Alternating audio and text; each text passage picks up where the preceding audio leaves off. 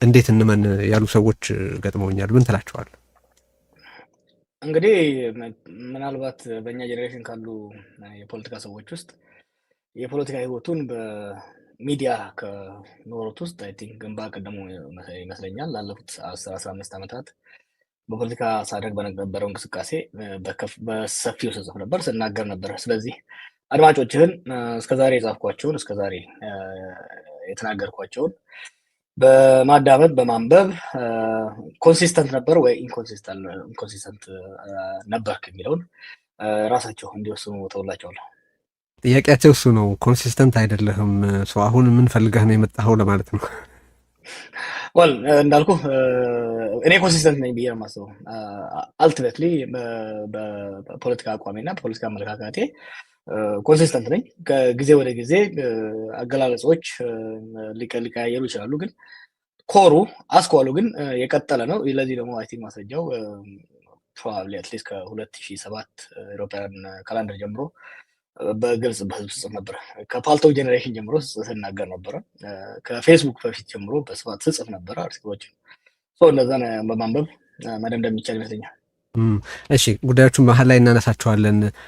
በአንተ እይታ ፖለቲካ ከሞራልና ከመርህ የተፋታ ነው ብለህ ታምናለህ? ግቡን እስካሳካ ድረስ በሞራል አንጻር ሬፕሬሄንስብል ቢሆንም መደረጉ ተገቢ ነው ባይነህ? አንድ ቃለ ምልልስህ ላይ ዘ ኤንድ ጀስቲፋይስ ዘ ሚንስ ብለህ እንደምታመን ስትገልጽ ሰምቼ ስለነበር ነው። ኖ ቲንገን ፕሮፐርሊ አልተጠቀምኩትም እዛኛው ላይ ፎር ማይ ላይፍ አይ ፔድ ዲርሊ ለፖለቲካል አክቲቪዝም ከፍተኛ ፐርሰናል ሳክሪፋይስ ነው ያወጣሁት። ያ ፐርሰናል ሳክሪፋይስ አልቲሜትሊ ያሰብኩትን አቺቭ ስላደረኩ በግሌ ያወጣሁት መስዋዕትነት መጨረሻው የተሳካ ስለነበረ ፕሮሰስ ጀስቲፋይስ ከሚል ነው። ሞራሊቲ ሴንተር። ሞራሊቲ ከሌለህ የህዝብ ትግል ማካሄድ አትችልም። ሞራሊቲ ሴንተር።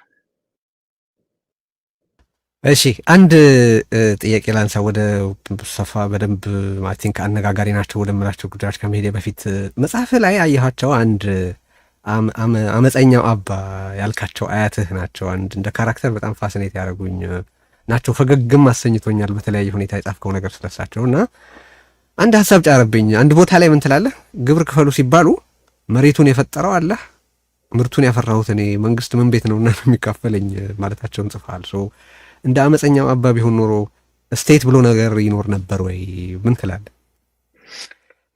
እንግዲህ አይ ቲንክ ኢንጀስቲስ ጋር ነው የሀገራችን ፖለቲካ፣ በተለይ ዘመናዊ ፖለቲካ ከመሬት ጋር የተያዘ እንደሆነ ታውቃለህ።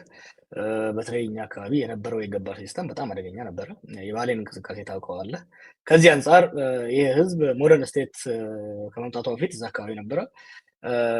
ሞደርን ስቴቱ መታ ታክሴሽን፣ በተለይ ደግሞ ከአቅም በላይ የሆነ ታክሴሽን የምታደርግበት ወቅት ነበረ። ስለዚህ ያን ታክሴሽን እምቢ ማለቱ አይ ቲንክ ናቹራል ሪስፖንስ ነበረው። በተለይ በደቡብ ኢትዮጵያ ላይ የገባር ሲስተሙ በጣም በዝባዥ ነበረ። ይሄንን የዚህ መልስ ነው እና ከዛ አንጻር ነው ለማንሳት የወደድኩት። መልካም። እሺ፣ እነዚህን ጠቅለል ያሉ ጉዳዮችን እንለፋቸውና ስለ አገዛዝ ማንነትና ብየና እናንሳ። በመጽሐፍ ገጽ 420 ላይ የብልጽግና አገዛዝ እንዴት መታየት እንዳለበት የሚያብራሩ በጣም ትኩረት ሳቢ አንቀጾች አስፍረሃል እና እዛ ላይ ምን ብለሃል? አንደኛ የአገዛዙ በሚፈጽማቸው ግፎች ምክንያት በመሸማቀቅ የአብይን ጨምሮ በዙሪያ ያሉ ባለስልጣናትን ኦሮሞነት መካድ እንደማያስፈልግ ትጠቅሳለህ እና እንደውም እዛ ላይ የምትሰጠው ምክንያት አይ ቲንክ ኩዶስ መባል ያለበት ይመስለኛል። ምንድነው የምትለው እዛ ላይ? የኦሮሞ ክፉ የለውም አይነት ትምክህት ይመስላል፣ ይሄ ትክክል አይደለም ትላለህ እና ከዛ የሚቀጥለው ነጥቦችህ ግን ምንድናቸው? አገዛዙ ግን የኦሮሞ መንግስት ተብሎ መፈረጁ አደጋ አለው፣ ትክክልም አይደለም ትላለህ። ለዛ የምትሰጣቸው ምክንያቶች አሉ። አንደኛ አገዛዙ የኦሮሞ ህዝብን ተጠቃሚ ያደረገ እንደሚያስመስል ታነሳለህ፣ የተጠቃሚነት ጉዳይ። ሁለተኛ የኦሮሞ ህዝብ ውክልና ያልሰጠውን አገዛዝ የኦሮሞ ብሎ መግለጽ እንደማይገባ ታነሳለህ፣ የውክልና ጉዳይ። ይሄ አገላለጽና አተያይ አገዛዙ የፈጸማቸውን ወንጀሎች ከአንድ ብሔር ጋር ብቻ የማያያዝ አደጋ አለው ትላለህ፣ የተጠያቂነት ጉዳይ። ይሄ አገላለጽ የሌሎች ብሔሮች ልሂቃን በአገዛዙ ውስጥ ያላቸውን ተሳትፎ መካድ ይሆናል ትላለህ፣ ይሄ አሳታፊነት ጉዳይ። አሁን እነዚህን የተጠቃሚነት የውክልና የአሳታፊነትና የተጠያቂነትን ጉዳይ ሰበዞች እንያዝና በዚህ መሰረት አንተ ከዓመታት በፊት ባጋራሃቸው መልእክቶች እዚህ መጽሐፍህም ላይ በልዩ ልዩ ጊዜያት በሰጣቸው ቃለ ምልልሶችም ላይ አብይ ከመምጣቱ በፊት የነበረውን መንግስት የትግሬ ዘረኛ አገዛዝ ቡድን ብለህ ስትገልጸው ነበር። የሚያሰማራውንም ጦር አጋዚ ጦር ትለው ነበር። ከ83 በፊት የነበሩትን መንግስታት የአማራ ገዢ መደቦች እና የሚያሰማሩትን ሰራዊት ደግሞ የነፍጠኛ ስርዓት ብለህ ትገልጻቸው ነበር። እነዚህ አሁን ለአብይ አፕላይ ያረካቸው መለኪያዎች ለነዛ አገዛዞች ስለምን አይሰሩም? እንግዲህ የአብይ መንግስት ላይ በኦሮሞ ዲስኮርስ ሁለት አስተያየት አለ። አንዱ በተለይ አብይ በኦሮሞ ላይ በሚፈጽመው በደል የተነሳ የእሱ ማንነት ኦሮሞ አይደለም፣ ኦሮሞ የማራቅ አዘሪም ነገር አለ። አብይ ኦሮሞ ነው። ያ ብቻ ሳይሆን የደም የዘር ዘለላ ቆጠራ ብቻ ሳይሆን በኦሮሞ ትግል ነው ወደ ስልጣን የወጣው። ኮርስ ወደ ኋላ ከሄድክ እና ኃይለስላሴም የኦሮሞ ዘር እንዳለባቸው ይታወቃል፣ ወይም ደግሞ ደም እንዳለባቸው። አብይ ግን ለየት የሚያደርገው ወደ ትግል የሚወጣው ያ ነው። በሁለተኛው ወገን ደግሞ የምታየው አይ አብይ ኦሮሞ ስለሆነ ብቻ ይሄንን የኦሮሞ መንግስት ማለት አለብን የሚለው ነው። እና እኔ በመካከል ላይ አይ እውነታው መካከል ላይ ነው መሆን ያለበት። አብይን ኦሮሞ አይደለም ወይም ደግሞ ይህንን መንግስት ምንም ነገር ከኦሮሞ ጋር ግንኙነት እንደሌለው ማድረግ ሌንጮ የሚለው አቶ ሌንጮ የሚለው ነገር አለ። ይህንን መንግስት ከኦሮሞ በስተቀር ሌላው ህዝብ እንደ ኦሮሞ ያየዋል።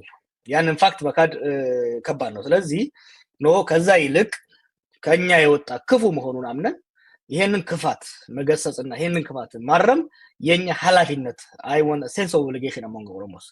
ከዚህ በፊት የነበሩት አመራሮች ከአማራ ወገን የወጣ የአማራ ሞቢላይዝ አድርጎ ሌሎችን ሲጨቆን የነበረ አለ። የሚካድ ነገር አይደለም። ከትግራይ የወጣ የትግራይን ጦር ተጠቅሞ ስልጣን ይዞ ሌላውን ሲጨቆን የነበረ አለ። አሁን ያሉትም ኃይሎች በኦሮሞ ወጣቶች ትግል ስልጣን ይዘው በተለይ አሁን ደግሞ በኦሮሞ ውስጥ ተወሽቀው ሌላው ማህበረሰብ በመጉዳት ለመሄድ ይፈልጋሉ። ይሄንን መከላከል ያስፈልጋል፣ ባላንስ በማድረግ የኦሮሞ መንግስት ነው እንዳትለው።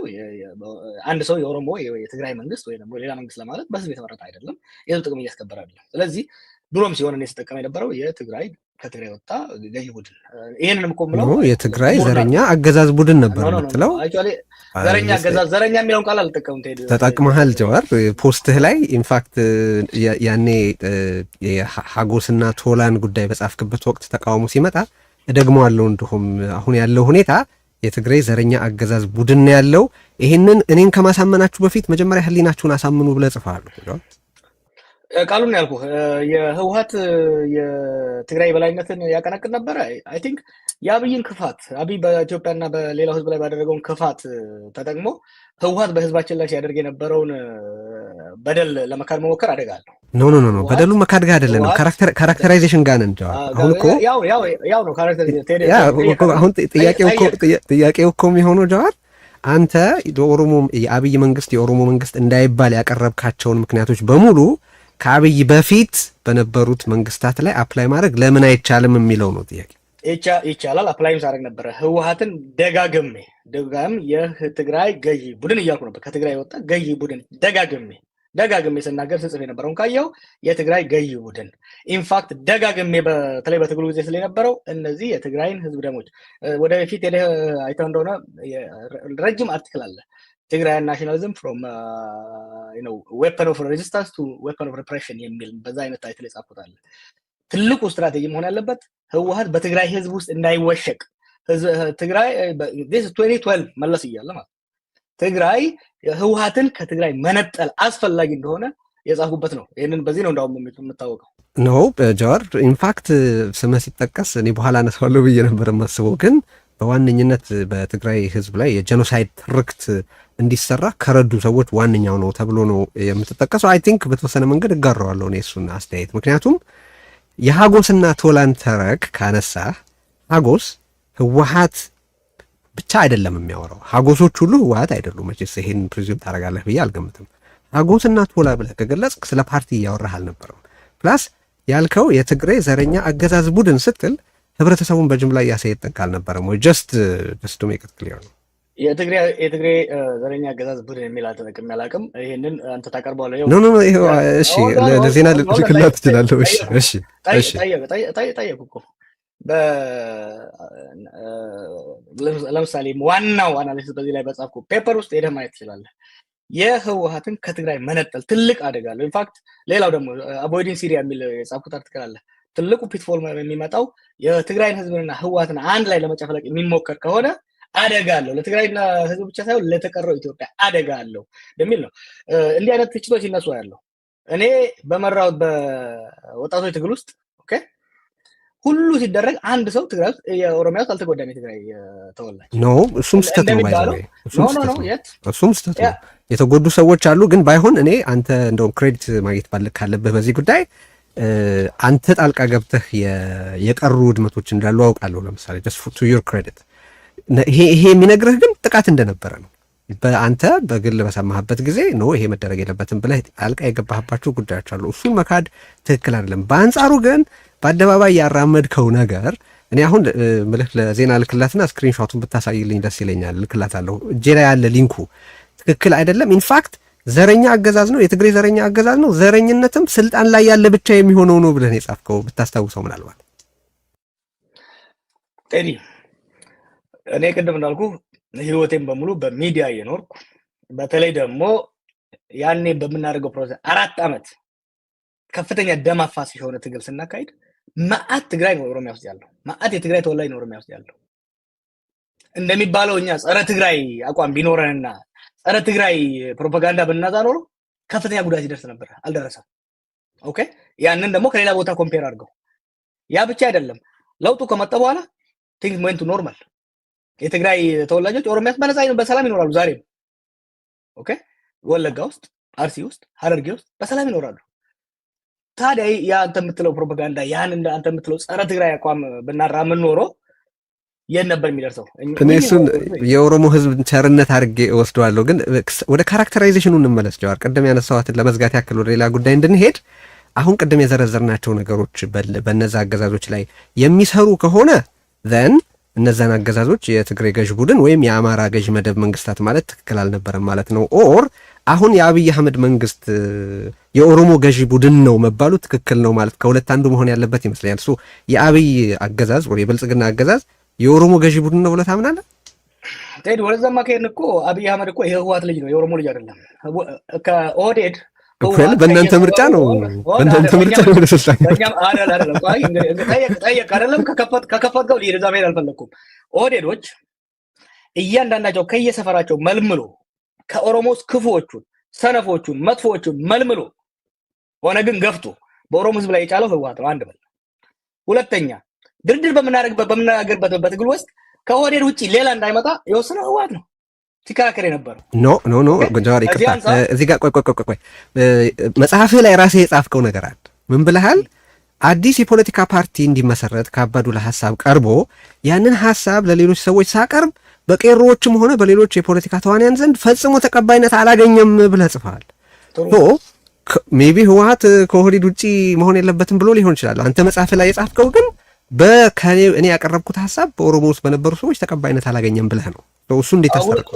ሁለቱንም ጽፌዋለሁ፣ አንብበህ ከሆነ አንደኛ በእኛ ሳይድም ፍላጎት አልነበረም። ከህወሓቶች ሳይድ ደግሞ መጀመሪያ ስልጣን የማሳለፍ ፍላጎት አልነበራቸውም። ቀጥሎ ግን የምናሳልፍ ከሆነ ይሄ እኮ በቀጥታ ሲሉ የምናሳልፍ ከሆነ ከኢህአዴግ አባላቶች ከኦህዴድ ውስጥ መሆን አለበት የሚል አቋም ነበራቸው። ለምን መሰለ? ያሳደጉት ውሻ ይነክሳል ብለው አላሰቡም። አብይ ብቻ ለምንድን ነው የህወሓት ልጅ የሚሆነው? ለማን አንተ በህወሓት ዘንድ ተቀባይነት ከማግኘቱ በፊት የትግሉ መሪ እንዲሆን በሚዲያ ስራ ሰርተናል ብለህ ጽፈሃል። ለማም የህወሓት ልጅ መሆን አለበት በዛ መሰረት ከሆነ ምን ጥያቄ አለው? ለማም አባዱላም ወርቅነህም ሁሉም እኮ ያኔ የተቀበላችኋቸው፣ ግን ስልጣን ወደ ኦሮሞ እንዲመለስ ተስማምታችሁ የእናንተ መሪዎች ናችሁ ብላችሁ ተቀብላችሁ ፖለቲካል ተቀባይነት እንዲያገኙ የሰራችሁባቸውን ሰዎች ክፋታቸው ጋር ሲደርስ ወደ ህወሓት ልትወረውሯቸው አትችሉም ልልህ ነው። እነዚህ ሰዎች አንተ ስላልክ ነው አሁን የኦሮሞ መንግስት አልከው አይደለም። እነዚህ ሰዎች ግን መልምሎ ኖ እኔ አላልኩም። ባይዘው ይቀርታቸዋል። አንተ ትላለህ ወይ ነው የኔ ጥያቄ። አይደለ ጸረ ኦሮሞ የሆኑትን በተለይ ደግሞ ለኦሮሞ እድሜያቸውን ኦሮሞ እንዲጎዱ ኦህዴድ እኮ የተመሰረተው በመጨረሻ ገልብጥ ነው የትግል አካል አደረግነው እንጂ ግማሹን በከፊል ኦሮሞን እንዲጨቁር ኦሮሞን እንዲበዘብዝ የተቋቋመ ድርጅት ነበረ። ይሄን ደግሞ ያቋቋመው ኦነግ አይደለም። ይሄን ያቋቋመው ደግሞ የኦሮሞ ብሔረተኛ አመራር አይደለም። ስለዚህ አንተ ራስህ ጃዋር አንተ ራስህ ምን ብለሃል መሰለህ? የኦሮሞ ልሂቃን 90% የሚገኙት በኦህዴድ ውስጥ ነው ብለሃል። ስለዚህ በ90% የኦሮሞ ልሂቃን የነበሩበትን ኦህዴድን በኦሮሞ አልተቋቋመም ማለትህና በኋላ ደግሞ ዋና የትግሩ መሪ አድርገህ ይሄ ኦህዴድ የነበረ ኃይል በኢትዮጵያ ሕዝብ ዘንድ ተቀባይነት እንዲያገኝ ያን ያህል ካምፔን ካረክ በኋላ ኦህዴድ መቋቋም ማለት ነው ማለት ዲስኢንጀነስ አይሆንም ወይ? ለዛ ዲስኢንጀነስ አይሆንም። አሁን ብልጽግና 15 ነው 16 ሚሊዮን አባል አለኝ ይላል አይደል? ይሄ ሁሉ የአብይ ደጋፊ ነው እንዴ? ይሄ የአብይ ስርዓት ነው እንዴ? የኢትዮጵያ ቢሮክራት በሙሉ ተገዶ ነው ስርዓት ውስጥ ያለው። የኦሮሞ ሊቅ ምልክ የኦሮሞ ቢሮክራት ወዶም ሆኖ ተገዶ በኦህዴድ ውስጥ ነው ያለው። ይሄንን ሁሉ እንደ ጠላት መፈረጅ ትግሉን መጉዳት ነው የሚል ነው ጽሁፉ። እሺ አንድ የመጨረሻ ጥያቄ አሁንም ያልመለስክልኝ የአብይ አገዛዝ የኦሮሞ ገዢ ቡድን ነው ወይስ አይደለም የሚለው ነው። የአብይ አገዛዝ ፐርሶናሊስቲክ ዲክቴተርሺፕ የፓርቲም አይደለም። ፓርቲም የለም እኮ ብያለሁ አይደል እንዴ? ፓርቲም የለም። አገዛዝ ነው የአብይ አገዛዝ ነው። ይሄ ፐርሶናሊስቲክ ልዩነት አለው። this is a personalistic dictatorship። ዛሬ እኮ ብልጽግና ፓርቲ እንደ ስም ይነሳ እንጂ ያኔ እኮ ህወሓት ያደግ እያል ነበር የምንናገረው። ዛሬ እኮ አብይ ብልጽግና ማለት እንኳን አትችልም። ዋን ማን ሾው። አብይ አሁን በአሁኑ ወቅት በመንግስት ውስጥ ያለው ስልጣን መለስ ዜናዊ አልነበረውም ትላለህ? ኃይለ ሥላሴ አልነበራቸውም ትላለህ? የላቸውም ብለህ እንደተናገርክ በአንድ ቦታ አይቻሉ። ግን ሪስፖንሲብሊ ተጠቅመውበታል ልትል ካልሆነ በስተቀር መለስ ዜናዊም ሆነ መንግስቱ ኃይለ ማርያም ወይም ቀዳማዊ ኃይለ ሥላሴ በአብይ ልክ ስልጣን አልነበራቸውም ብለህ እንዴት ልትክድ ትችላለህ? ኮንሰንትሬሽን ኦፍ ፓወር ነው እያወራ ያለው። ያ ፓወሩ ኮንሰንትሬት ያው ኃይለ ሥላሴ ራሱ ስዩም እግዚአብሔር ይባላል አይደል? በዛ ጊዜ ክራውን ካውንስል ነበረው። በዛ ጊዜ ኮንሰልቴሽን ነበረው። የመለስማ ለየት ያለ እኮ ነው። ብልጽግናም ሸንጎ አለው። የመለስን እኮ ከወሰድከው መለስ ዋን አሞንግ ዘ ኢኳል ግን ዋን አሞንግ እነ ስዩም አሉ። እነስዬ ደግሞ እነሱ ሳይወጡማ በተለይ ከዛ ሌሎቹ ኢቭን እነ አዲሱ አሉ እንበረከታሉ። ዛሬ እንደዛ አይነት ነገር የለም። መጽሐፍህ ላይ ምን ብለሃል መሰለህ ጃዋር? ከ93 በኋላ ስልጣን በመለስ ዙሪያ በመከማቸቱና መለስ ወደ ግለሰባዊ አምባገነንነት በመፍጠሩ ምክንያት ትግሉን ከመለስ ጋር ማቆራኘት በጣም ይቀል ነበር ብለሃል። ሶ መጽሐፉ ላይ ኦልሬዲ ሰድ ዳት ያ በመለስ ጊዜ የነበረው ነገር ፐርሶናሊስቲክ ማለት የግለሰባዊ አምባገነን ሰፍነው ነበር ትጠቅሳለህ። አሁንም እኔ ይህን ጥያቄ እያነሳ ያለሁበት ምክንያት ከዚህ ይወጣለሁ የመጨረሻ ጥያቄ ነው። እነዛ ቀደም ሲል የዘረዘርናቸው የተሳታፊነት፣ የተጠያቂነት፣ የጠቃሚነትና የውክልና ጉዳይ በአብይ ላይ አፕላይ ተደርገው በመለስ ወይም በመንግስቱ ኃይለማርያም ወይም በኃይለ ሥላሴ ላይ እንዴት አፕላይ እንደማይደረጉ ሊገባኝ ስላልቻለ ነው። የመጨረሻ ጥያቄ ነው። አይ ፕሮሚስ በዚህ ጉዳይ ነው ዲግሪ መለስ ኢንፋክት አንዱ የመለስ ችግር እየመጣ የመጣው እነዚህን ፐርጅ ካደረገ በኋላ የኮሌክቲቭ ሊደርሺፕ የኮሌክቲቭ ዲሲዥን ሜኪንግ ፕሮሰስ እየቀነሰ መጣ። ችግሩ ኮንትሪቢዩት አደረገ። ኢቭን the last days of መለስ are not comparable to the present days of አብይ። ምክንያቱም የአይዲዮሎጂካል የኮንስትሬንቶች ነበሩ፣ ኢንስቲቱሽናል ኮንስትሬንቶች ነበሩ መለስ ላይ ኢቭን ቻሌንጅ የሚያደርጉትን ፓርቲ ካደረገ በኋላ። አሁን ግን ያ የለም። are they all dictators? yes ኃይለ ሥላሴም መንግስቱም መለስም they are dictators but different kinds of dictators. the degree to which የፓወር ኮንሰንትሬሽን አሁን በአንድ እጅ ያለው በኢትዮጵያ ታሪክ ታይቶ የሚያውቅ አይደለም። ታዲያ አንተ ለምን የኦሮሞ መንግስት ነው አልክ ከዚህ ቀደም? አዎ ባለ ጊዜ ነን፣ ባለ ተራ ነን፣ የኛ ጊዜ ነው። በእርግጥ ኦሮሞ ለስልጣን አብቅተናል ለምን አልክ? አሁንስ ያንን ምን ለወጠው ነው? እኔ ያልኩት ሙርነ ኦሮሞ የኦሮሞ ፋክሽን ነው ስልጣን ላይ ያለው። ይሄን የምለው ለምን እንደሆነ ታውቃለህ? መካድ አስፈላጊ እንዳልሆነ፣ ይሄንን ስርዓት ኮንስትሬን ማድረግ የኛ አይደለም አይመለከተንም ብሎ በመካድ ከኃላፊነት ከመሸሽ ይልቅ ከኛ የወጡ ናቸው፣ በእኛ ስም ነው ስልጣን ላይ ያሉት፣ therefore we must constrain them የሚል ኃላፊነት ሊሰማው ይገባል።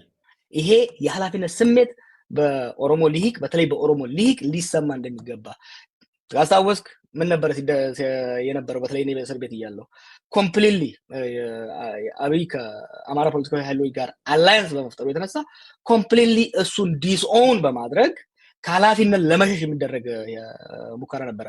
ያ ትክክል አይደለም። ምንም እንኳን እኛ ባንወደውም ምንም እንኳን እኛም ባይወክልም በእኛ ስም ነው ስልጣን ላይ ያለው። ኮንስትሬን ማድረግ ኃላፊነት አለብን ማለት ነው። እሺ አንድ በቅርብ ያረከው ቃለ ምልልስ ከአመት በፊት ነው። አክቹዋሊ በቅርብ የሚባል አይደለም። ብዙ ባነጋገረው ከደረጃ ኃይሌ ጋር በነበረህ ቃለ ምልልስ ላይ የያዝካቸውን ያራመድካቸውን አቋሞች አሁን የጣልክ ይመስላል። በብዙ ሰው ምሳሌዎች ልስጥህና ሀሳብ ስጥባቸው። በነገራችን ላይ የኮንሲስተንሲ ኢሹ ቅድም ስለተነሳ ሰዎች ኮንሲስተንት አይደለህም እንዲሉ የሚያስችሉትን ምሳሌዎች ነው መሰጠህ። አንደኛ ኢትዮጵያ ጥንታዊትና ሬዚሊየንት ስቴት ስለሆነች አትፈርስም ብለህ ነበር። አሁን ግን ግንዷ ተበልቷል ከመፍረስ እናድናት እያልክ ነው። ሁለተኛ በዛ ቃለ ምልልስ ላይ መንግስት ሰላም ይፈልጋል፣ ለሰላም ቁርጠኛ ነው ብለህ ነበር። አሁን በፍጹም ለሰላም ዝግጁ አይደለም፣ መደለልና መቸርቸር ነው የሚፈልገው እያልክ ነው። ሶስተኛ አገሪቱ በአውቶቡስ መስለህ ገደል አፋፍ ላይ ናት ብለህ ነበር። አሁን ገደል ውስጥ ገብታለች እያልክ ነው። አሁን ማለት ያኔ ኢትዮጵያ ውስጥ አኖክራሲ ነው ያለው ብለህ ነበር። አሁን ግለሰባዊ አምባገነንነት ነው ያልከው። አይ ቲንክ አኖክራሲ የሚለውንም አሁን የምታራምደው ይመስለኛል። ሶ የኔ ጥያቄ ምንድን ነው አንተ ያንን በምትልበት ጊዜ ያልነበረ አሁን የተፈጠረ ምን አዲስ ነገር ኖሩ ነው? የአማራ ክልል ጦርነት ነበር፣ የትግራይ ጦርነትም ያው የነበረበት ሁኔታ ያኔ በነበረበት ሁኔታ ነው። የኦሮሚያም ፍጭት እንደዛው፣ ግጭቱ በጣም የከፋው ጭፍጨፋ ምናምን ሁሉ እንደዛው ነውና ምን ተለወጠና እነዚህን ሀሳቦች ቀየርክ? ብዙ ለውጥ አለ እንጂ ከፕሪቶሪያ በኋላ እኮ አብይም መንግስትም የሰላም ቃል ብቻ ሳይሆን ፕራክቲካሊ የዲፕሎማቲክ ኮሚኒቲውን ኢንጌጅ ያደርጉ ነበር። እኔ በፕራክቲካሊ የማውቀው ነገር ነበረ። በተቻለ መጠን ነገሮችን በሰላም የመፍታት ፍላጎታቸው ይታይ ነበር። ነገር ግን በተለይ ደግሞ የአይኤምኤፍን ስምምነት ከፈረሙ በኋላ የነበረችውን ተስፋ አሟጠው ነው የሄዱት። ከዚህ አንጻር የዛ ጊዜ ከደረጀ ጋር ስንናገር ትዝ ካለህ አንድ ነገር ያልኩህ ነገር አለ። በፕሮቨርብ አለ በኦሮሞ ውስጥ አባብለህ ዋሽተህ ማስታረቅ ይሻልሃል አባብለህ ዋሽተህ ከምታጣላ። የዛ ጊዜ የነበረ ነገር ያኔ እየዋሸ ነበር። በተወሰነ ደረጃ ማባበል ነበረብኝ። ምክንያቱም ይሄ this is the problem እኮ ሰዎች እኮ የምትለውን እያልክ እንደሆነ እንዳያስቡ የሚያደርጋቸው እኮ no it's not a problem because ለምሳሌ ጥያቄ ሲጠይቀኝ ነበረ ዲቴል ማወቅ ፈልጎ ነበረ ስለ ታንዛኒያ ስለሆነ why should I tell details? ምክንያቱም አለመናገር አንድ ነገር ነው ግን ያልከው መሆኑን ለመቀበል ሰዎች የሚቸገሩበት ምክንያት እሱ ነው ልልህ ነው። ግን የኢትዮጵያ ስቴት ያኔ ሬዚሊየንት ሆኖ አሁን ምን ተፈጠረ? ሰዎች አይደለም ሰዎችን አትጥቀስ። ግድ የለም የራሴ ሲሆን ችግር የለብኝም። እኔ ምንም ችግር የለብኝም። የራሴ ሲሆን የራሴ እልሃለሁ። ዶንት ወሪ አባውት ኢት። ንገረኝ እሱን። ስቴቱ ያኔ ሬዚሊየንት ሆኖ አሁን ምን ሆነ? ስቴቱ ሬዚሊየንት ባይሆን ኖሮ እስካሁን ይፈርስ ነበር። ሉክ አት ሱዳን፣ ኦኬ ሉክ አት ሊቢያ።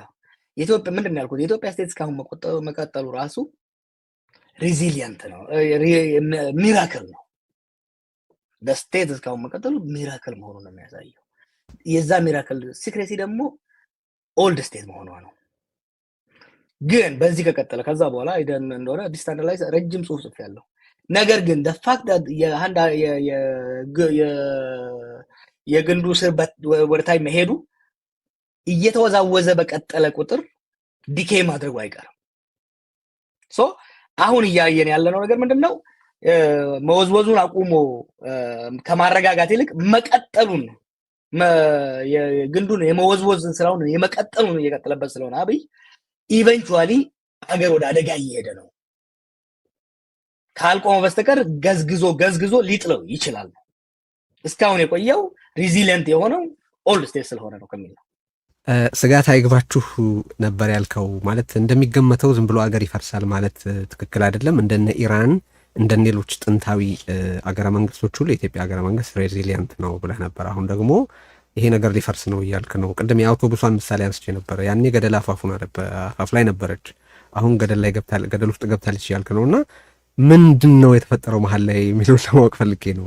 ከዛ በፊት ያልሆነ ምን ተፈጥሮ ነው? አውቶቡሷን ምን ገደል ከተታት ገፍቶ ከዛ በኋላ ቅድም እንዳልኩ የስቴት ሬዚሊየንስ ኮምፓራቲቭሊ ማየት መቻል አለብህ። ዋይ ዲድ ሱዳን ኮላፕስ? ዋይ ዲድ ኢጅፕት ኮንቲኒው? ሴም ሪቮሉሽን የሆነው ግብጽ ያላት ነገር ከሊቢያ የሌላት ምንድን ነው? ኮምፓራቲቭሊ ማየት መቻል አለብህ። ከሱዳን ጋር ኮምፓራቲቭሊ ማየት መቻል አለብህ። ከዚህ አንጻር ስታየው አንዱ የስቴት ሬዚሊየንስ ማሳያ የስቴት ኤጅ እድሜው ረጅም የሆነ ስቴት ሮበስት የሆነ ቢሮክራቲክ ስትራክቸር አለው። ነገር ግን ኢቭን ሮበስት የሆነ እንደ ሲሪያ ለምሳሌ ሲሪያ አን ኦልድ ስቴት አይደለም፣ ኮንቲኒስ ለ14 ዓመት የቆየው ጦርነት እንደ ሊቢያ አልበታተናትም ኢዝሊ። ግን ከ14 ዓመት በኋላ አሁን ያለበትን ሁኔታ ተመልከተው። ሶ እኔ እያልኩ ያለሁት ኢትዮጵያ ውስጥም ኢትዮጵያ ሬዚሊየንት በመሆኑ እስካሁን ቆይታለች። አምና ላይ አብይ አትሊስት ወደ ቀልቡ የመመለስ አዝማሚያ አሳይቶ ነበረ ፕሪቶሪያን ስምምነት በመፈረም እና ያንን ኢምፕሊመንት ለማድረግ የሄደበት አካሄድ። አሁን ግን እያየን ያለነው በተለይ ደግሞ የዲፕሎማቲክ ፕሬሩ ዶሜስቲክ ፕሬሩ እየቀነሰ ሲሄድ ጦረኝነቱን እየቀጠለበት የሚሄድ ከሆነ ኢኮኖሚውንም ሴኪዩሪቲንም እያዳከመ ስለሚሄድ ፕሮሎንግድ የሆነው ክራይሲስ የሀገሪቷን ስረ መሰረት እያዳከመ ይሄዳል።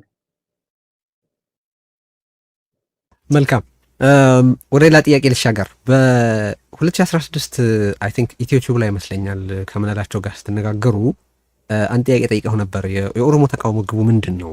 መነጠል ነው ወይስ ከኢትዮጵያ ጋር መቀጠል የሚል ጥያቄ ሲያነሳልህ ምን ብለኸው ነበር? ኦሮሞ ሁለቱም ያዋጣዋል፣ አገር ሆኖ መነጠልም ከኢትዮጵያ ጋር መቀጠልም ምርጫው ነው ብለህ ነበር። ሶ አሁን ደግሞ አንደኛ አገረ መንግስቱ ይዳን እያልክ ነው፣ ሁለተኛ አገረ መንግስቱ ከፈረሰ ከዚያ የሚተርፍም የሚያተርፍም ማንም አይኖርም እያልክ ነው። ሶ ጥያቄ ምንድን ነው? ኦሮሞ ያን የነበሩትን ምርጫዎች አሁን ምን በላቸው ብለህ ነው? አብይ በላቸው።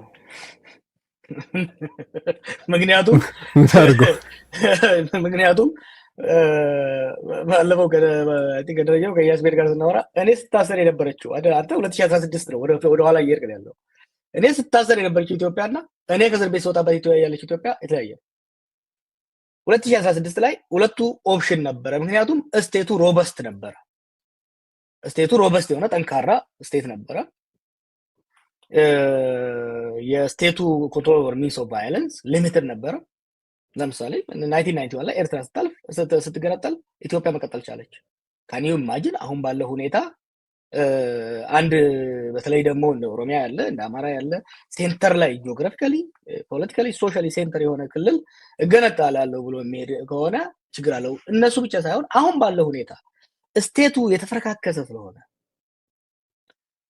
አኖክራሲ ያልኩት አናርኪ ውስጥ እየገባ ያለ የስቴት ሌጂቲሜሲው ብቻ ሳይሆን የስቴት ካፓሲቲው ኮንቴስትድ ሆኗል። ፓወር ኮንቴስትድ በሆነበት ሁኔታ ውስጥ የሶሻል እና ፖለቲካል ፍራግመንቴሽኑ ሰማይ በደረሰበት ሁኔታ ውስጥ ከፎቅ ላይ እንደተወረወረ ማሰሮ ነው የምትሆነው ሀገሪቷ። ለዚህ ነው 2016 ላይ የነበረው ሲስተም 1991 ላይ የነበረው ሲስተም እና አሁን ያለው በጣም ይለያያል። ስቴቱ በጣም ፍራጃይል ሆኗል፣ በጣም ተዳክሟል። የሴንተሩ the center is no longer holding. When the center is no longer holding, you have to be very very careful ብትሄድበት። ስለዚህ ይሄ ማለት የኦሮሞን ምርጫ አብይ በዛ ደረጃ ከበላው የኦሮሞ ትግል በቃ በሚያስደንቅ ማለት በሚያስገርም በሚያስደነግጥ ደረጃ ወደ ኋላ ተመልሷል እንደማለት ነው። ምን ለምን ኦሮሞ ላይ ብቻ ፎከስ ታደርጋለህ? ኢትዮጵያ ኖ አይ የጠየኩት ጥያቄ ያን ስለሆነ ወደ ኢትዮጵያው መለሳለሁ። አይ ጥያቄ አለ ወደ ኢትዮጵያው መለሳለሁ። ቆይ ቴዲ፣ እኔ እያልኩ ያለሁት የኦሮሞን ብቻ አይደለም የምናገረውን በየስቴጁ እየተናገርኩ ያለሁት። ካየህ የኦሮሞን እጣ ፋንታ ከሌላ ኢትዮጵያ ጋር አትለዩት። አሁን የኢትዮጵያንም እጣ ፋንታ የሀገሩን ህልውና የሁሉም ህዝብ ህልውና በከፍተኛ አደጋ ውስጥ ከቶታል። አብይ ኦሮሞን ብቻ ሳይሆን ሁሉንም ችግር ውስጥ ከቷል። ልክ ነው፣ እንስማማለን በሱ። ይሄን ደግሞ ዛሬ አይደለም ያልኩት፣ ገና ሊመርጡ ሲሉ ምንድን ነው ያልኩት? ይሄን ሰውዬ የምትመርጡት ከሆነ ኦህዴድ ድርጅታችሁን የኦሮሞን ህዝብም የኢትዮጵያን ህዝብም ለከፍተኛ ኪሳራ ያደርሳል አልኩ አይደለም። ዛሬ የኢትዮጵያ ስቴትን በተመለከተ በኢትዮጵያ ውስጥ የሚካሄደው ፖለቲካ የሀገሪቱን መበታተን ያመጣል የሚሉ ድምጾች በኢትዮጵያ በጣም ተደጋግመው የሚሰሙ ናቸው።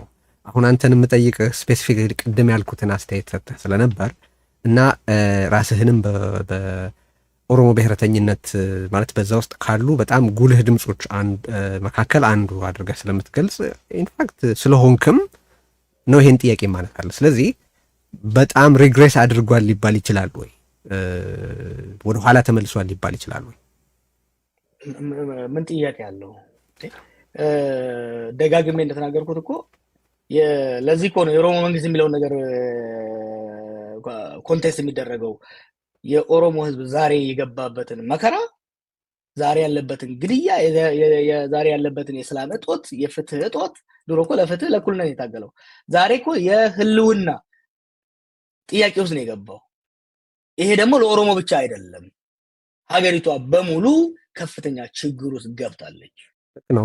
እሱ ምንም የኦሮሞም ህዝብ የሀገሪቱም ህዝብ በከፍተኛ ሰቆቃ ውስጥ መኖሩ ምንም ክርክር ያለበትም ጉዳይ አይመስለኝም። አሁን ከአንተ ጋር ስለምናወራ ነው ይህን ጥያቄ የማነሳው። ግን እንደዚህ ከሆነ አምሹር መጽሐፍህን በስፋት እንደሚናገረው የታገላችሁት የኦሮሞ ህዝብ የበለጠ መብት እንዲያገኝ የእኩልነት የፍትህ ጥያቄ እንዲረጋገጥለት መሆኑን ጽፈሃል፣ ተናግረሃል በተለያየ ጊዜ።